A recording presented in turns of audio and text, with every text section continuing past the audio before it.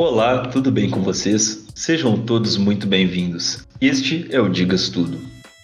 O momento que estamos vivendo nos faz mais uma vez trazer um tema relacionado ao desmatamento. Vamos voltar ao tema do episódio 3, desta vez para falar sobre as consequências do desmatamento e aquecimento global.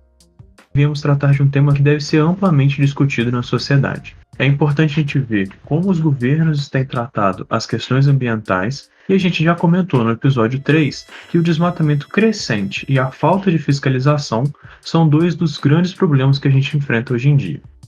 Falando de outra maneira, estamos presenciando um governo que está com pautas e ações antiambientais, favorecendo aquela pequena porcentagem de criminosos que chamamos de maçãs podres do agronegócio brasileiro. Aqueles que o governo inclusive já tem os dados e já sabe quem são. Aquela pequena porcentagem de 2% das propriedades rurais da Amazônia e do Cerrado que são responsáveis por 62% de todo o desmatamento potencialmente ilegal. E se você não chegou a ouvir o episódio 3, a gente comentou sobre esses dados do desmatamento ilegal e confere lá que o trabalho dos pesquisadores da UFMG ficou extremamente interessante. Eles ainda mostram ações alternativas para a gente poder lidar com o problema.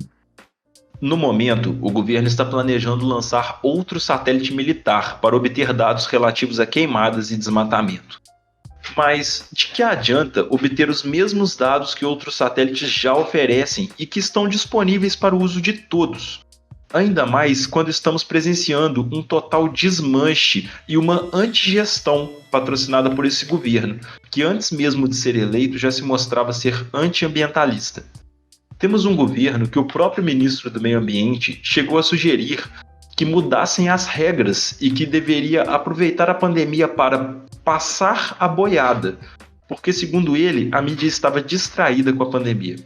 Outra coisa importante também é que no dia 22 de agosto desse ano a gente atingiu o que é conhecido como o Dia de Sobrecarga da Terra. Para quem não conhece, esse dia é o momento do ano que a gente já consumiu todos os recursos que o planeta poderia gerar durante o período de um ano, e de acordo com os cálculos da Global Footprint Network, nossa demanda por recursos ecológicos é atualmente equivalente a mais do que uma terra e meia. Os dados deles ainda mostram que a gente está no caminho de atingir uma demanda de recurso equivalente a 2 planetas bem antes da metade do século. Se você tiver interesse em conhecer também sobre a pegada ecológica dos países e aprender sobre como calcular a sua própria pegada ecológica, a gente vai deixar aqui, junto com as nossas referências, o link da base de dados da GFN, onde você pode acessar todas essas informações. Mas por que estamos então tão focados em defender o meio ambiente assim? Será que todos os que defendem o meio ambiente são aqueles hippies que adoram abraçar árvores e ver os bichinhos bonitinhos no mato? Ou será que realmente o meio ambiente interfere na nossa vida cotidiana? Eu te pergunto, caro ouvinte, será mesmo que essas questões todas que os ambientalistas defendem, como a preservação das matas e das espécies locais, a manutenção de rios, córregos e afluentes, a preferência por preservar nossas riquezas naturais, ao invés de destruí-las em troca de algumas gramas de nióbio, por exemplo, que no fim das contas vai sair mais barato que banana para investidor gringo? A gente tem que pensar também, por exemplo, no recurso das florestas. O ponto de não retorno de uma floresta é conhecido por ser o momento em que uma floresta para de utilizar seus próprios recursos e ao longo dos anos ela vai se deteriorando sem a necessidade da influência humana. Isso sem contar que a gente vai continuar desmatando, a gente vai continuar utilizando, a gente vai continuar aumentando a necessidade de recursos que a gente retira da floresta. O que pode, além disso, piorar a situação. Tem alguns estudos que eles falam que esse ponto é cerca de 20% da floresta, da cobertura da floresta, e tem alguns que falam de 30%. Mas por mais que esses dados eles sejam conservadores, ou seja, eles estejam jogando para baixo, para a gente não correr o risco de ultrapassar sem perceber, entre aspas, né? A gente já está em cerca de 15 a 17%. Na melhor das hipóteses, 14% da destruição da floresta amazônica.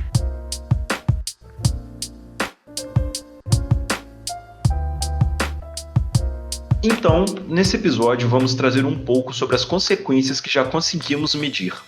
O desmatamento está diretamente relacionado a diversos problemas. E para começar, quando se diminui a área de uma floresta, estamos encontrando cada vez mais espécies que raramente entram em contato com o ser humano. Muitas delas com doenças que a gente não conhece. E ainda hoje existe uma quantidade absurda de espécies não descobertas, todas com potenciais doenças. E não são todos os micro-organismos que causam doenças, claro, é importante lembrar disso. Até porque em volta da gente nesse exato momento existem milhares de organismos na nossa pele, no ar, em volta da gente, e praticamente a maioria deles são inofensivos para a nossa saúde. Inclusive, mesmo que alguns desses organismos entrem no nosso corpo, não é simplesmente assim que sofremos com uma infecção. A gente discutiu um pouco no primeiro episódio sobre como ocorre uma infecção. Caso ainda não tenha ouvido, falamos sobre a dinâmica da interação do coronavírus com as células pulmonares e as mucosas respiratórias humanas. Exatamente. Um patógeno, que é o causador da doença, seja ele um vírus ou uma bactéria, ele precisa estar bem adaptado ao organismo que ele está infectando, e por isso é muito difícil, por exemplo, que a gente contraia uma doença que surgiu em plantas. Um bom exemplo é que um organismo muito mais próximo da gente é o porco, e apesar da maioria dos vírus de porcos só infectarem porcos, a gripe suína foi uma doença que passou a ser transmitida também entre humanos. E é um ótimo exemplo porque a cápsula de proteína que envolve esses vírus é, de certa forma, o cartão de entrada deles para uma célula. E eles precisam de uma estrutura específica para cada tipo de organismo. Entre animais tão próximos, diversos vírus são transmitidos e alguns podem acabar sofrendo mutações. A maioria das mutações, elas não fazem um efeito prático. Muitas delas até acabam prejudicando o organismo. Só que algumas podem resultar com que as cápsulas de proteína sejam também reconhecidas por células humanas e assim se inicia a transmissão de uma nova doença. É bom lembrar também que essas doenças transmitidas entre animais, elas são conhecidas como zoonoses, ou seja, são patologias que a gente contrai ao entrar em contato direto com um animal na natureza. E só para ter uma ideia, elas compõem cerca de 60% das doenças que afetam a humanidade hoje em dia. 60% é a maior parte das doenças que afetam a humanidade. O que mostra o quão importante é o monitoramento desses animais e o controle das doenças que eles carregam. Agora, com a diminuição das áreas florestais, o contato com as espécies selvagens só aumenta, trazendo também o risco de surgirem novas doenças. Vamos deixar para vocês conferirem um artigo que tiramos esses dados das zoonoses e como elas interagem com a sociedade humana. Mas uma coisa importante é lembrar que ele foi publicado em 1993, quase 30 anos atrás.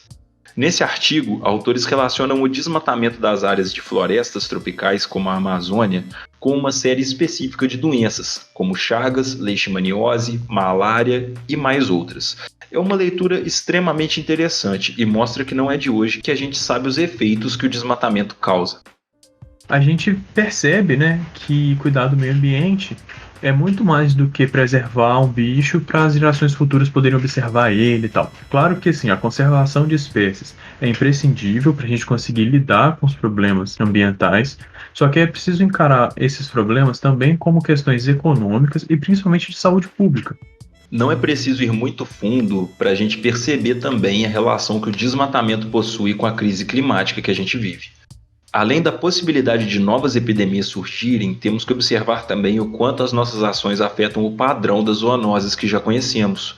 Um outro artigo que também vai estar nas referências mostra um resultado importante sobre a relação entre o aumento local de temperaturas e expansão da área onde podem ser encontradas os vetores de certas doenças. É legal a gente lembrar que os vetores, em sua grande maioria, são insetos, que eles possuem o patógeno, mas eles não são infectados por ele. Então podem transmitir livremente entre outros animais durante uma picada de mosquito, por exemplo. No Brasil, a gente tem conhecimento de causa. O Aedes aegypti é um vetor de doenças, um vetor de diversas doenças, e todo mundo sabe o quão perigoso é manter locais que possam ser propícios para a reprodução deles. Então, assim, aproveitando, lembra de verificar se tem água parada na sua casa. Real, isso é importante mesmo. Dá uma conferida. Hoje em dia, a gente já consegue acompanhar a distribuição de diversos vetores e também dos patógenos que eles podem carregar. Só que com a mudança do clima do ambiente onde eles vivem, esses grupos acabam também mudando o seu hábito. Ou seja, quando a gente altera as condições de um lugar, causamos um impacto direto na distribuição de recursos que essas espécies necessitam, resultando numa alteração de ocorrência dessas espécies. Num futuro não muito longe, a gente pode estar lidando com o surgimento de novas patologias com uma frequência muito mais rápida. Lembrando também que o aumento de doenças é extremamente perigoso para a vida humana. De forma direta, a gente vive um exemplo drástico esse ano. Mas de forma indireta também pode causar danos às espécies vegetais e animais que cercam o nosso dia a dia, representando também um grande risco ao agronegócio e, consequentemente, à economia brasileira.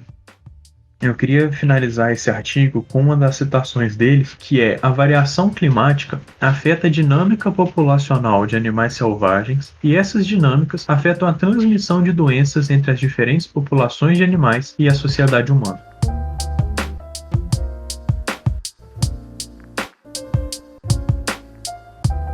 Mas assim, nem tudo é uma desgraça total. Teve um grupo de cientistas em julho deste ano que publicaram um artigo que mostra diversas formas de controlar o surgimento dessas novas doenças. O artigo chama Ecologia e Economia para a Prevenção de Pandemias e compila basicamente todos esses dados que a gente já falou aqui, e é por isso que a gente recomenda bastante a leitura principalmente desses dados aqui. Um dos primeiros exemplos para dar início é inclusive a situação brasileira, que apenas com medidas de fiscalização do desmatamento ilegal e a manutenção de reservas naturais já conseguiria reduzir substancialmente o contato com a vida selvagem e as chances do contágio. No Brasil, na maioria dos locais, a gente não tem o costume de consumir carne de animais selvagens. Mas o avanço das fronteiras agrícolas sobre a floresta faz com que os animais domesticados entrem em contato com espécies selvagens, principalmente dos primatas e roedores, que podem transmitir novas doenças aos animais de criação e, consequentemente, para o ser humano. E no artigo, no geral, eles dão foco ao desmatamento ilegal, somado à criação e comercialização de animais selvagens, como sendo uma das principais causas do aumento de risco dessas novas epidemias. Existem dados interessantes sobre o custo de proteção do ambiente relacionado com o potencial de prevenção dessas doenças.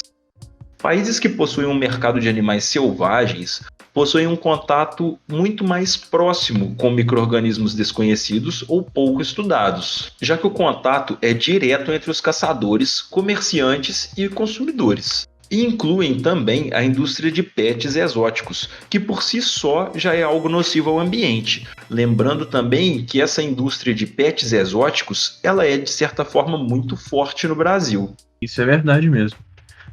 Teve alguns países asiáticos ainda no início do ano que sofreram uma pressão para começar a diminuir esse mercado de animais selvagens, principalmente pela falta de medidas de proteção à saúde. E de acordo com o artigo, um dos principais passos para prevenir essas zoonoses é a fiscalização de quais animais estão sendo comercializados e a análise constante deles na natureza. Além, claro, de reforçar a importância de impedir o comércio de primatas, morcegos e roedores, por exemplo. Existem ao redor do mundo diversas instituições voltadas ao monitoramento da vida selvagem e o investimento mundial para a prevenção que é apresentada passa justamente por essas organizações que estão há anos juntando os dados necessários e por aquelas que promovem a educação ambiental, mostrando a forma mais segura de lidar com os animais em regiões rurais, por exemplo. É muito importante que os casos de novas doenças sejam detectados o mais cedo possível.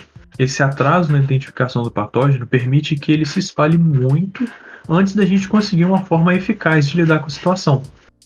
Os custos para lidar com a Covid esse ano podem ultrapassar os 5 trilhões de dólares. O que os pesquisadores neste artigo mostram é que os custos para monitorarmos e diminuirmos as chances de surgimento repentino de novas doenças seria pouco mais de 30 bilhões de dólares por ano, o que pode parecer muito dinheiro de fato, mas comparado com o gasto que uma só doença causa no mundo, não chega nem a 1% dos gastos. E nem precisamos falar o que é o custo irrisório quando se pensa em preservar a vida de cada um de nós. Não tem nem como a gente falar das propostas que eles apresentaram uma a uma. Por isso é interessante que vocês leiam o artigo. E esse é pequeno. Tio Erro, tem 3 páginas. Lê lá, por favor. Ele tem inclusive a tabela de gastos que foram propostos para cada tipo de ação e comparados com os gastos que estamos tendo em lidar com a Covid hoje. O benefício de parar uma doença a tempo é enorme perto do investimento ambiental necessário. Para finalizar esse assunto, essa discussão, a gente queria deixar vocês com uma reflexão sobre a atuação do nosso país em relação a essas questões ambientais. O Brasil assinou o Acordo de Paris em 2015, se comprometendo a reduzir até 2025 suas emissões de gases de efeito estufa em até 37%. Algumas das metas eram aumentar o uso de fontes alternativas de energia, diminuir o desmatamento e zerar o desmatamento ilegal até 2030. A gente sabe que diversos segmentos da sociedade são impactados pelo descaso ambiental. A gente comentou também sobre o quanto a economia e a saúde pública sofrem com o descaso, mas outros setores, como a ciência e o turismo, também sofrem muito. E aí? Quanto desmatamento precisa ocorrer para a próxima grande doença aparecer? E o que é importante a ser debatido é a importância do investimento ambiental no país, que possui uma das maiores, se não a maior, biodiversidade do mundo.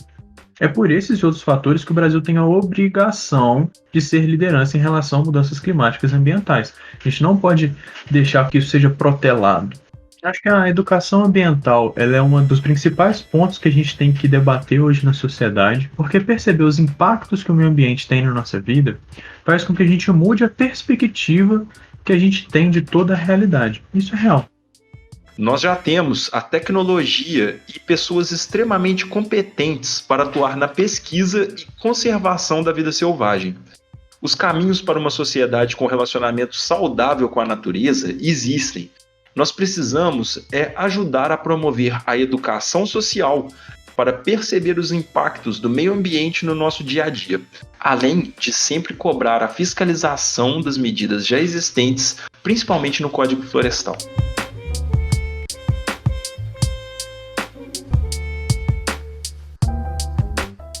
Se você tiver um artigo ou uma pesquisa interessante que acha que a gente tem que discutir, que acha que a sociedade tem que falar dela, manda pra gente em qualquer uma das nossas redes e vem participar dessa divulgação. Muito obrigado a todos que acompanharam a gente até aqui. Não se esqueça de curtir, compartilhar e seguir nossas mídias sociais. Se você está ouvindo esse podcast no YouTube, deixe aquele like para fortalecer nosso trabalho. E até a próxima!